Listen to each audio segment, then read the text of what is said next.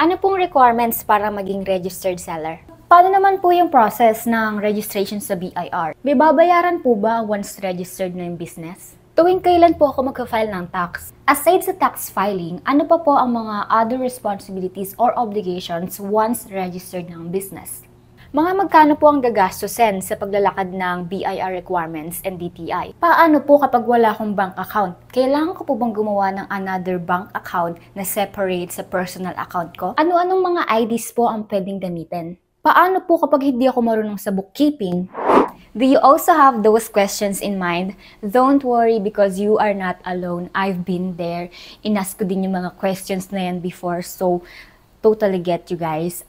In this video, I will be sharing with you my learnings and experience in registering my business as an online seller.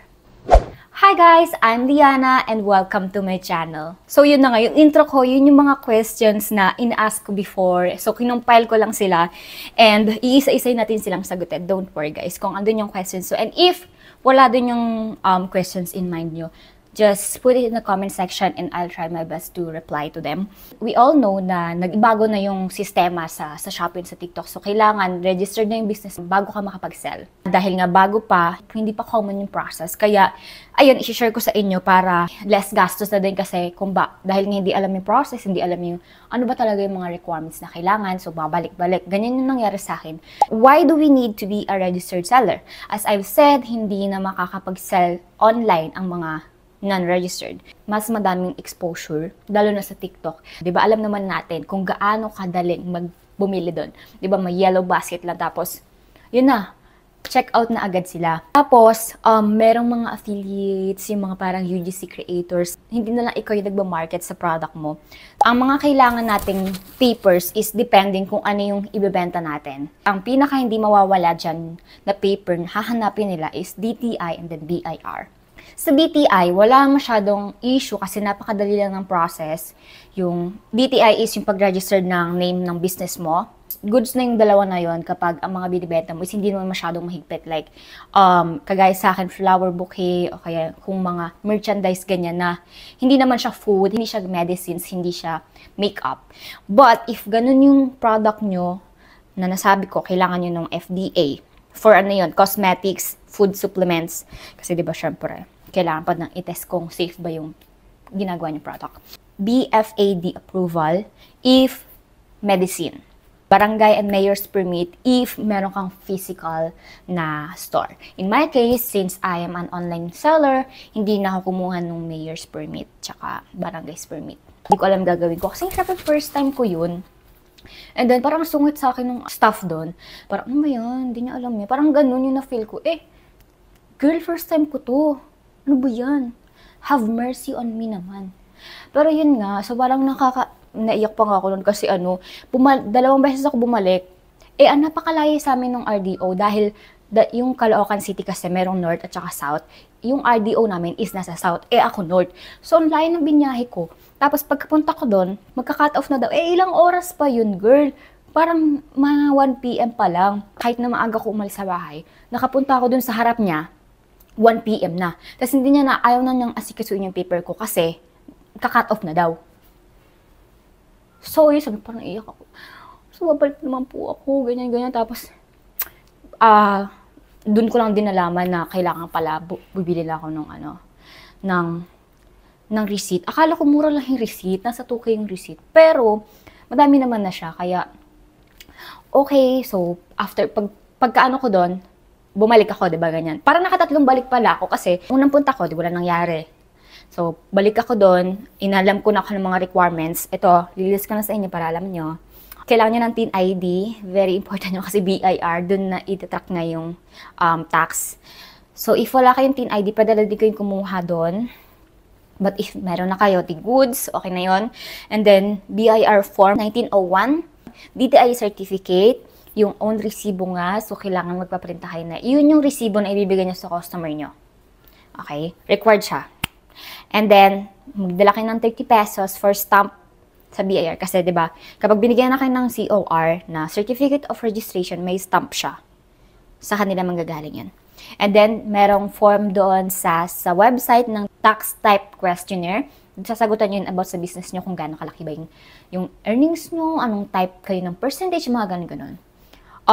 I will link a video on how to answer those two papers, yung 1901 at saka yung tax type, kasi hindi ko na siya i-discuss in this video dahil haba tayo.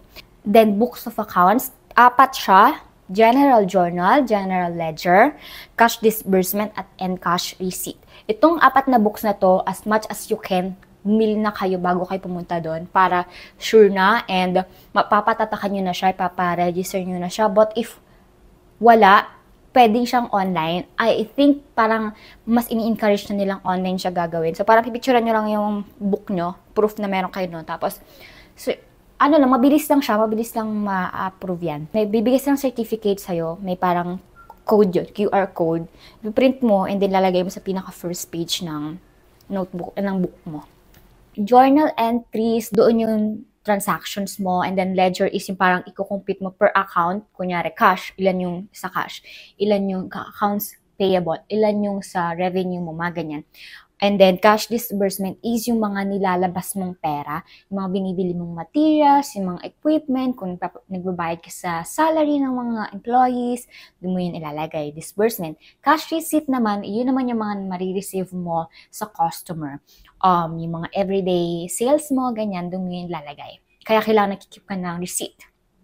Pinaka-process ng pagpaparegister ng business, mag-i-start ka sa DTI. Kasi yun din yung pinakamadali. DTI, pag ipaparegister mo yung name ng business mo, meron siya iba't ibang categories. Hindi siya forever. Nasa, I'll flash it now. This is screen. Pero years naman siya. So don't worry, sulit naman yung paparegister nyo. But if hindi nyo siya i-renew, after that, pwede na ulit i-claim ng ibang tao yung name na ni-register nyo. Pagkatapos nyo kumuha ng DTI, punta na kayo sa BIR. Kailangan dala nyo na yung certificate nyo ng DTI. And then, mag-ready na kayo ng pera for the receipt, kung doon kayo magpapaprint. Kung hindi, kuha kayo ng authority to print para humanap kayo ng medyo mura-mura sa labas. Kung kaya nyo siya na, lakadin nyo na siya ng isang puntahan lang doon, much better. Pero, high chance na papabalikin kayo doon sa receipt. Kasi diba kunyari, order kayo. Pagkapunta nyo doon, napunta nyo doon, papagawa kayo. So, babalikan nyo siya ng after, siguro mga week. So, yan. So, babalik pa rin kayo. Pero at least, diba, tapos na. Parang kukunin nyo na lang yung resibo nyo. And then, that's it. You're registered na. Diba? Napakadali lang sana kung yan lang. So, paano po kapag registered na ako, okay na, ano na pong next step? Okay, may babayaran po ba ako once registered na ako? Depende po kung ano yung sales nyo every year. If mababa lang naman yung kinikita mo every year, less than 500k, so exempted ka pa po. Okay? Bali, ang nakaka-stress part na lang sa tax filing is yung pag-file. And then, pag-maintain ng mga records. Kasi it's accounting. Kaya ginagawa ko, naghanap na rin ako ng tax agent, ng assistant na ganyan. So, ako yung mga nagsusulat ng mga daily transaction. Ito yung kinita ko today, ito yung mga bumili sa akin, ito yung mga binili kong materials. Sulat. Pero siya yung magpa-file na mag-aayos ng into journal, into ledger, mga ganyan. Don't worry, dahil meron akong gagawing next video na papakita ko yung template na ginagamit ko para kung gusto na din yung ganong setup, kasi diba, mahal din mag-hire ng accountant. Since, for example, na hindi naman sobrang kalakihan yung business mo, hindi naman siya madaming transactions everyday. So, parang kaya naman natin siyang gawin on our own. Tapos, parang kailangan lang natin ng assistant para sure na tama naman yung ginagawa natin. So, ganun, pwede kayo maghanap sa Facebook or like, tanong-tanong kayo sa BIR, baka may mga kilala sila. So, ganyan. In my case, nahanap ko yung sa akin sa Facebook. Share story lang. Kabang-kawa ako nun. Very stress na ako nun. Kasi after ko magpa-register ng business ko, dahil hindi ako marunong mag-file ng tax ko. Wala akong ka-idea. Hindi ko alam kung sino lalapitan ko dahil wala akong kakilala. Ako lang naman kasi yung parang bida-bida nagpa-register ng business ko dahil gusto ko nga magtinda sa Shopee and sa TikTok. So parang, wala akong kakilala. Di ko alam gagawin ito. So parang ilang months na ako. Tapos, buti na lang pala, per quarter naman pala ang Di kasi ako umattend ng seminar, kaya don't be like me, girls, guys. umattend kayo sa seminar. Please. Okay.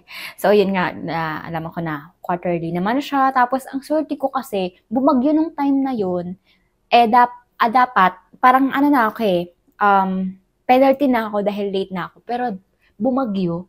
So, na-extend siya kasi madaming hindi makapunta sa mga RDOs nila dahil nga umuulan-ulan. So, in-extend nila yung deadline. Kaya nahabol ko. Luckily dun, may nahanap na akong tax agent nga na siya nag-file ng kasi ng mga papers ko, ganyan. So, ayun, hindi ako na penalty. Buti na lang talaga, naligtas ako ng ulan. So, ayun nga, umattend kayo ng mga seminars kasi baka doon, turuan din kayo mag-tax file, turuan kayo bookkeeping, mga ganyan. So, yan. Okay, don't repeat my mistakes. Okay, tuwing kailan ako mag-file ng tax, doon po makikita sa ibibigay sa inyong COR, nakalagay po doon kung anong petsa kayo magre-register, tuwing kailan, kada taon, annually ba, quarterly ba, mga ganyan. Nandun po yan, iba-iba tayo nandun kasi siya, kung ano yung specific sa business mo, yun. Okay? Paano kung hindi ako marunong mag-bookkeeping in other financial papers? I totally understand you. Okay, you can hire a bookkeeper or accountant. Pero yun nga, magbayad ka ng fee nila. Pero, recommend ko nga, kagaya kanina, kung kaya naman, kayo na lang gumawa ng records, tapos parang assistant na lang sila. Kung ano lang talaga hindi nyo na kayang gawin. And then, you can use din yung mga accounting softwares, like QuickBooks. Pero ako, hindi ko pa siya na-experience dahil ako lang gumagawa ng sa akin. Hindi naman siya mahirap, yung pagbo-bookkeeping. Matrabaho lang siya kasi madami. So, kaya, ang nire-recommend ko talaga, everyday, gawin na siya. Itong mga naging transactions this morning, tapos every night, mayroon akong alarm na, daily transactions. Sulat ko na siya. Para din, kasi lalo na sa, kunyari, GCash. Diba? Hindi mo naman makikita, sino ba bumili na itong 500 na to? Ang dami. Kung per month ka magre-record, ang hirap i-track ng iisa-isahin mo yung hanapin sa ano mo, 'di ba? Kung ano na sana, kung nasulat mo na siya everyday, so alam mo yun, total ka na lang diyan. Paano po kung wala akong bank account? Kailangan ko bang gumawa ng separate na pang sulit for business? Yes, I recommend na separate siya para hindi kayo mahirapang track ng mga records, mga financial records. Kasi, if halos sa personal, parang isipin nyo, ano ba tong pera na to? Ang daming yung need i-account. Kasi nga, halo-halo di ba? Hindi nyo naman kailangan na bank talaga, yung traditional. Pwede naman din yung digital. Kasi ginagamit ko, Hello Money. Napakatagal na nung Hello Money ko na. Siguro mga 5 years na yun sa akin and still working naman. Yun yung ginagamit ko sa business ko. So, wala talaga kayong traditional bank na BPI, BDO, wala kang ganun. So, if wala kayong panglakad, kasi di ba may mga maintaining balance din yun. So, search na lang kayo ng mga digital banks na pwede. Okay, ano yung BMBE? BMBE means Barangay Micro Business Enterprise. Ano siya? Government program that provides tax exemption for small businesses earning less than 3 million annually pesos. 3 million pesos annually. Okay. Ano yung mga benefits niya? So, yun nga, tax exempted kayo sa income tax, and then low interest government loans. So, pwede kayong umutang doon. Saka, simplified registration process. Hindi ako BMPE kasi kailangan siya ng mayor's permit saka barangay's permit. And hindi ako makakuha ng gano'n kasi malaki din ang gagastos ng libo din ang pagkuha ng mayor's permit. Kasi sabi ko, hindi ko na siya priority muna at nung nagpa-register ako. So, normal na lang yung pinaano ko. Kasi hindi pa kaya ng budget ko na magpa-mayor's permit ako. Since online din naman ang shop ko, wala naman akong physical store. So, kung meron kayong physical store and kasi good naman siya in the long run dahil nga mas makakuha kayo ng loan, so baba yung mga exempted kayo sa tax, di ba? That's a great kung kukuha naman din kayo ng mayor's permit, so isabay nyo na magpa-BMBE na din kayo. Ano yung mga kailangan na ID? Yung una-una yung teen ID, kailangan siya. Kung student kayo, alam kong gaano kahirap kumuha ng mga government ID. So, yun na lang recommend ko. Teen ID, Tsaka barangay ID. Yan. Tapos kung dalhin nyo na din yung school ID para sure.